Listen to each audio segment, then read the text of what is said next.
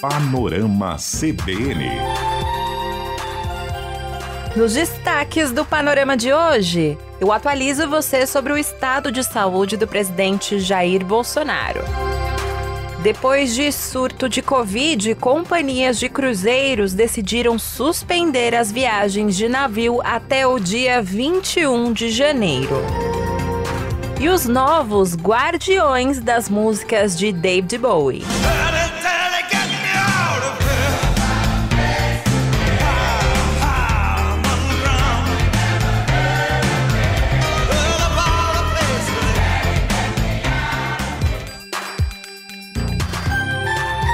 Olá para você que está ouvindo o Panorama, voltei! Eu sou a Juliana Prado e vou te contar em menos de 30 minutos tudo o que foi notícia nesta segunda-feira, dia 3 de janeiro de 2022. Primeiro dia útil, eu tava com muitas saudades e eu queria saber como é que foi a sua virada de ano. Você conseguiu descansar? Então agora bora para mais um ano cheio de notícias por aqui no Panorama, combinado? Panorama CBN. E eu começo essa edição trazendo um assunto que o Fred Goulart trouxe na primeira edição do Panorama CBN de hoje, que é em relação ao estado de saúde do presidente Jair Bolsonaro. Ele está internado no Hospital Vila Nova Star, na zona sul de São Paulo, com um quadro de suboclusão intestinal. Traduzindo para você, é uma espécie de obstrução intestinal. E pelo Twitter, hoje pela manhã, Bolsonaro fez uma postagem com uma foto na qual ele aparece com uma sonda nasogástrica que serve para auxiliar na alimentação. E ele disse que chegou ao hospital por volta das 3 horas da manhã e que se sentiu mal após um almoço de domingo em Santa Catarina, onde ele passava as férias, ele estava andando de jet ski, estava fazendo aglomerações, e aí ele teve esse probleminha aí durante a madrugada. Agora, depois dessa internação às pressas, o presidente disse que vai passar por exames para avaliar a possível realização de uma cirurgia para desobstruir o intestino.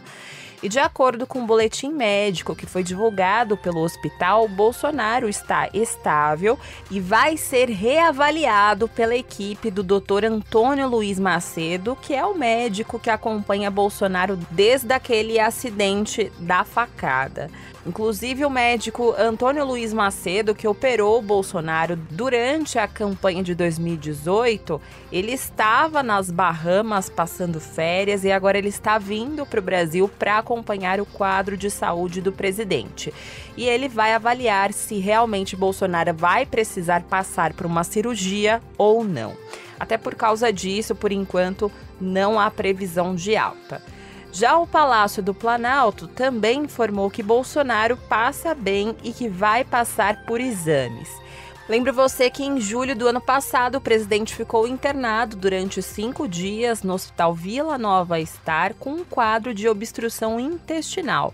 E na época ele precisou ser hospitalizado devido a soluços persistentes. Um assunto que bombou nos últimos dias no noticiário foi a questão das infecções nos navios na costa brasileira. E as companhias de cruzeiros decidiram hoje suspender as viagens de navio até o dia 21 de janeiro. Essa decisão ela foi tomada depois de um surto de Covid que aconteceu durante todo o Réveillon nos cruzeiros por todo o país. No domingo, a Anvisa tinha recomendado ao Ministério da Saúde essa suspensão provisória de cruzeiros. E na manhã desta segunda-feira, o secretário executivo do Ministério da Infraestrutura, Marcelo Sampaio, se reuniu com o ministro do Turismo, Gilson Machado, e também representantes das empresas de cruzeiro. E à tarde, eles se reuniram no Ministério da Saúde com representantes dos estados e municípios que receberam esses cruzeiros. Então, depois de toda essa conversa, essa decisão foi tomada. Sobre esse assunto, o ministro da Saúde, Marcelo Queiroga, disse que era uma decisão esperada. Nós tínhamos uma portaria e a portaria oferecia segurança para a realização dos cruzeiros e previa situações como essa, né, de ter casos de Covid, e ali já tinha toda a normativa. Se as companhias de cruzeiro estão fazendo isso, não é, naturalmente que eles estão observando o que está escrito na portaria e a segurança de quem contrata esses passeios aí nos cruzeiros, né? Só para você ter uma dimensão desse problemão, nas 5 embarcações que operam neste momento na costa brasileira, há mais de 300 pessoas infectadas.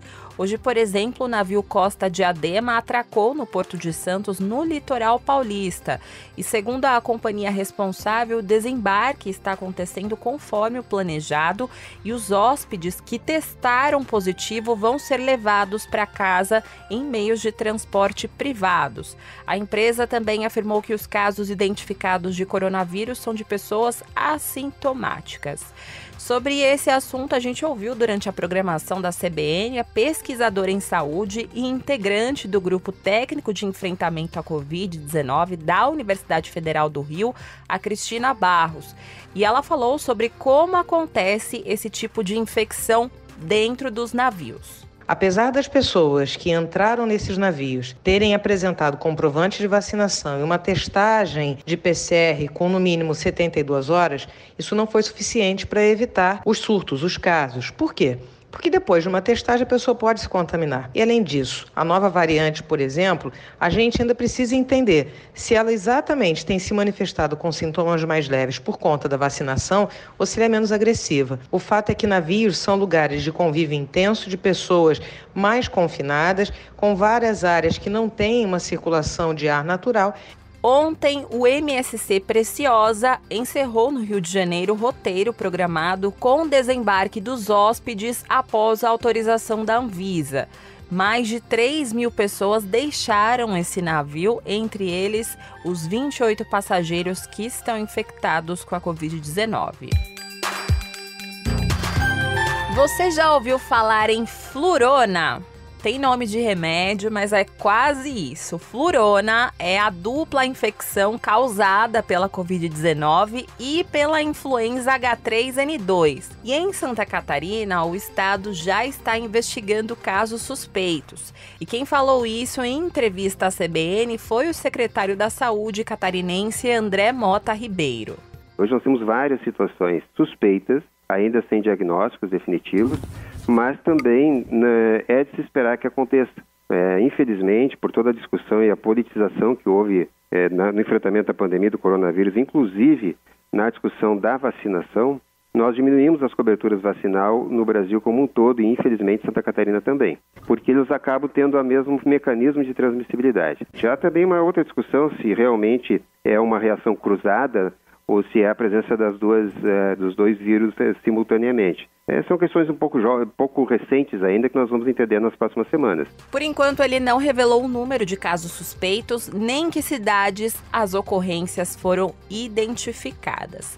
Já no Rio de Janeiro, a cidade do Rio encerrou a vacinação contra a gripe por falta de doses. A imunização terminou nesta segunda-feira em meio a uma epidemia da doença na capital. E a secretaria informou que a vacinação deve ser retomada somente em abril, quando está prevista a campanha de 2022 contra a doença.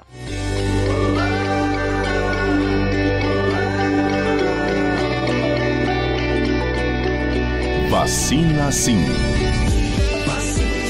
No Vacina Sim de hoje eu vou falar de um assunto que virou o ano e continua no radar do governo. Eu estou me referindo à vacinação de crianças de 5 a 11 anos.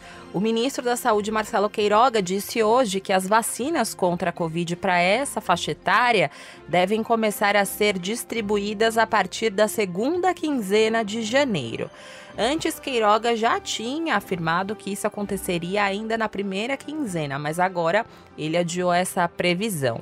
Ele também aproveitou para alfinetar governadores que se mobilizaram para comprar imunizantes. Na segunda quinzena de janeiro, as vacinas elas começam a chegar e serão distribuídas como nós temos distribuído. Aliás, é um sucesso, né? A nossa distribuição, nós já distribuímos quase 400 milhões de doses de vacina e o povo brasileiro sabe que as vacinas chegam lá. No passado, tínhamos consórcios aí de governadores dizendo que iam trazer vacina. Cadê as vacinas? Tirando essa parte política aí de lado, a parte técnica ainda está perdida, porque mesmo com a chegada das doses, o governo ainda não confirmou de fato o cronograma para o início da campanha. O ministro só disse que dia 5 de janeiro o Ministério vai tomar uma decisão final sobre esse assunto, porque enquanto isso o governo aguarda um resultado de uma audiência e consulta pública sobre a opinião da população em relação à vacinação. Essa consulta, que foi encerrada neste domingo, é vista como um quadro de inegável gravidade pela ministra do Supremo Tribunal Federal, Carmen Lúcia, que deu até quarta-feira para que Queiroga e o presidente Jair Bolsonaro se expliquem sobre esse assunto. Queiroga disse que a consulta não é um plebiscito nem um referendo e tem o objetivo de oferecer aos pais as informações necessárias para que eles possam tomar as melhores decisões para os seus filhos. Mas é importante ressaltar que a Anvisa autorizou a vacinação das crianças após uma análise criteriosa que constatou que a vacina é segura, respeitando alguns critérios, como a dosagem menor do que é aplicada aos adultos. Até sobre esse assunto, o presidente do Departamento de Imunizações da Sociedade Brasileira de Pediatria, o Renato Kifuri, disse em entrevista ao Jornal da CBN que o governo federal deveria agir mais rapidamente na disponibilização de uma vacina contra a Covid para as crianças. Ele destacou que os menores de 5 a 11 anos estão mais suscetíveis à doença, sobretudo com o avanço da variante Ômicron do coronavírus, justamente por não estarem imunizadas. Então, o processo de vacinação, de introdução de uma vacina, ele devia ser mais célere, né? Ele aprovou a Anvisa, Câmara Técnica recomendou a aquisição de vacina. Nós já devíamos estar há 3 semanas já trabalhando na vinda dessas doses de vacina, um produto diferente, uma embalagem diferente, e criar mecanismos protelatórios como uma consulta pública, não sei para quê, só atrasa esse processo. Renato Kifuri também disse que os pais podem ficar tranquilos em relação à campanha de imunização das crianças, graças ao rigor da Anvisa para liberar esse fármaco da Pfizer. O mesmo rigor que tivemos para licenciar vacinas para idosos, adultos, adolescentes, gestantes, nós estamos tendo com as crianças. Nenhuma criança está sendo cobaia, ninguém está experimentando vacinas em crianças. Temos quase 8 bilhões de doses de vacina Covid distribuídas no mundo e o benefício que as vacinas trarão superam de longe os potenciais riscos desses efeitos colaterais. Abra esse espaço agora no Panorama para falar sobre as chuvas que estão atingindo várias cidades pelo país. E hoje o ministro do Desenvolvimento Regional, Rogério Marinho, sobrevoou algumas cidades mineiras que tiveram mais estragos por causa das chuvas no final de 2021 no norte do estado. Ao longo do dia, ele também realizou reuniões com gestores municipais de Almenara e Salinas, no norte de Minas Gerais. O ministro disse que está fazendo um levantamento dos prejuízos para liberar mais recursos. Segundo o Ministério do Desenvolvimento Regional, até agora o governo federal disponibilizou 60 milhões de reais para Minas Gerais para ações de resposta aos desastres, como compra de colchões, de medicamentos e abrigamento de atingidos. Para todo o país, o presidente Jair Bolsonaro editou 2 medidas provisórias, liberando 200 milhões de reais para a reconstrução de estradas danificadas e 700 milhões de reais para ações de assistência social. E falando especificamente sobre a situação de Minas Gerais, o boletim da Defesa Civil Estadual de hoje apontou que Minas tem 16.270 pessoas fora de casa por causa dos impactos das chuvas, como alagamentos e desabamentos. Na Bahia, parte dos 90 médicos que foram escalados pelo governo federal para ajudar no atendimento aos municípios baianos que foram impactados pelas fortes chuvas, desembarcaram hoje em Ilhéus. Inicialmente, uma tropa de choque foi para lá para monitorar o impacto das enchentes. E depois vão ser enviadas equipes para reconstruir casas e estradas perdidas durante os alagamentos. Mas o ministro não deu detalhes de quando essa etapa vai acontecer. E ainda falando sobre o Nordeste, em 3 dias choveu mais que o esperado para todo o mês de janeiro na cidade de Teresina, segundo dados do Instituto Nacional de Meteorologia. E a previsão é de mais chuva nos próximos dias. Para você ter uma noção, a chuva esperada para todo o mês de janeiro era de 196,8 milímetros. E nos últimos 3 dias, entre as 4 da manhã do dia 31 de dezembro e as 4 horas da manhã desta segunda-feira, foram registrados 207,8 milímetros. Agora, indo para o norte, o número de pessoas desabrigadas por causa das enchentes no Tocantins subiu para 340 nesta segunda-feira. Segundo a Defesa Civil, já são 798 impactados entre desalojados, desabrigados, resgatados, retirados das casas ou afetados de alguma forma. Em todo o estado, 35 municípios afetados por cheias estão sendo monitorados. Atualmente, a situação mais grave é em São Miguel do Tocantins, na região do Bico do Papagaio, que é o município que fica às margens do rio Tocantins, na divisa com o Maranhão. Lá tem 404 pessoas afetadas. E desse total, 198 pessoas estão desabrigadas.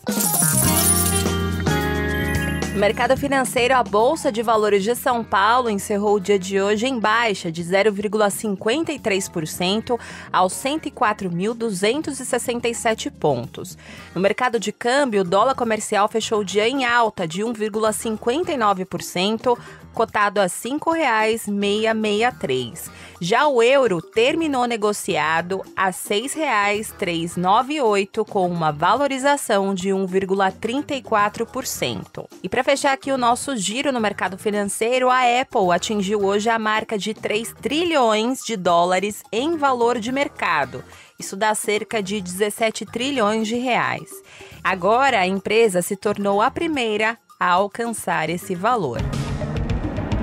No cenário internacional, eu te conto que a FDA, que é uma espécie de Anvisa americana, autorizou nesta segunda-feira a aplicação de uma terceira dose da vacina contra a Covid da Pfizer em adolescentes de 12 a 15 anos e reduziu para todas as faixas etárias o intervalo do reforço de 6 para 5 meses após o esquema inicial de imunização.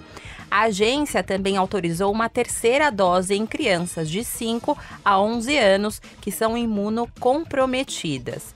A FDA disse que revisou os dados e evidências divulgados sobre a segurança das doses de reforço que foram fornecidas pelo Ministério da Saúde de Israel, incluindo dados de mais de 6.300 adolescentes de 12 a 15 anos de idade que receberam a dose da Pfizer. Já a França se prepara para um mês de janeiro com hospitais lotados que enfrentam ondas simultâneas de casos de Covid, gripe e gastroenterite. Esse alerta foi dado hoje pelo ministro francês da Saúde, Olivier Véran. Nas próximas semanas, as 200 mil infecções diárias devem repercutir nos hospitais que já enfrentam o aumento de casos de gripe e de gastroenterite, que são típicas do inverno francês.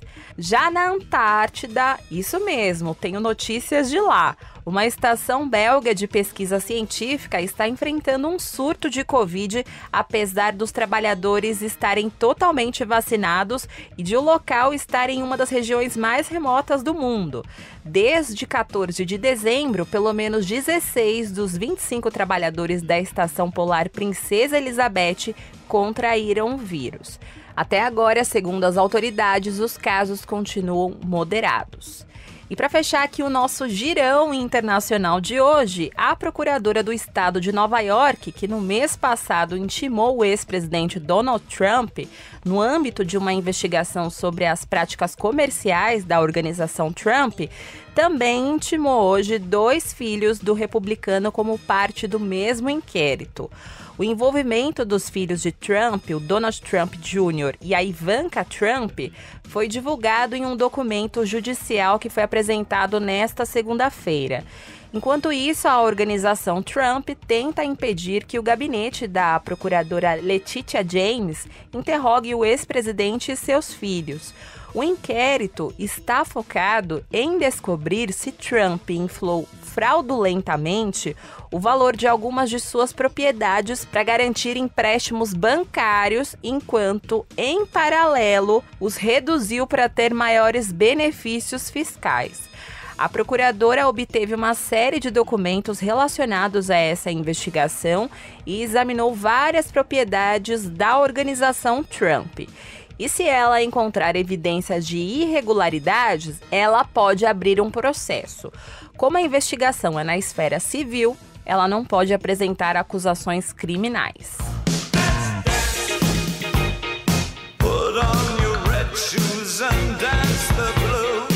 E eu vou encerrar hoje com ele, David Bowie, com Let's Dance, porque hoje a Warner Music anunciou que comprou todo o catálogo de músicas do cantor por mais de 250 milhões de dólares.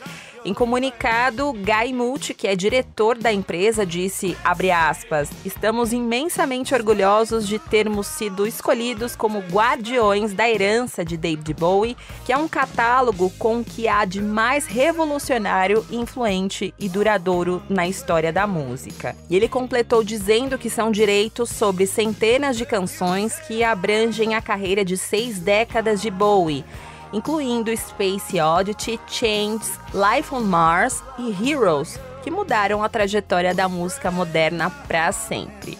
Fecha aspas. Esse anúncio foi feito poucos dias antes do aniversário de David Bowie, que se tivesse vivo, completaria 75 anos em 8 de janeiro. E é nesse astral que eu vou ficando por aqui em mais uma edição do Panorama CBN. Mas amanhã eu volto, combinado? Obrigada pela companhia de hoje e vamos juntos até o final do ano, hein? O roteiro de hoje foi escrito por mim, a montagem e a sonorização são do Adriano Bernardino. E agora, depois desse descanso, eu tô on de novo. Então você pode me encontrar lá nas redes sociais, no @Juliana_Deprado no Twitter. E no Insta é só procurar por @JulianaDeprado. E também tem o e-mail juliana.prado@cbn.com.br. E quem não perdeu tempo e me mandou mensagem foi o César Augusto Ramos, de São Paulo, que me contou que está na escuta sempre do Panorama, tanto na primeira como na segunda edição, e que agora é meu colega de profissão. Ele se formou em jornalismo. César, feliz ano novo e viva o jornalismo. Eu espero que você se apaixone ainda mais por essa profissão, que não é nada fácil. Obrigada pela companhia em mais um ano, viu? Bom, agora sim eu vou indo nessa. E não se esqueça que amanhã a equipe do Panorama vai estar completa, com a volta da Bianca Santos na primeira edição do Panorama CBN. Beijos pra você e até mais!